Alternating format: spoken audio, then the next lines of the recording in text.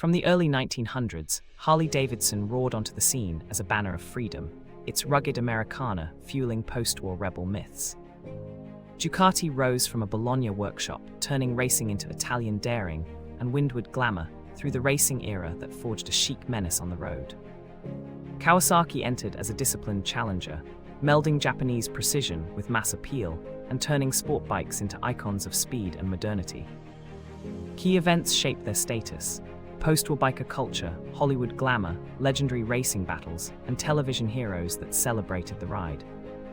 Today, these brands bind past and present, showing how two-wheel freedom evolved from grit to cinema mythology and collective memory.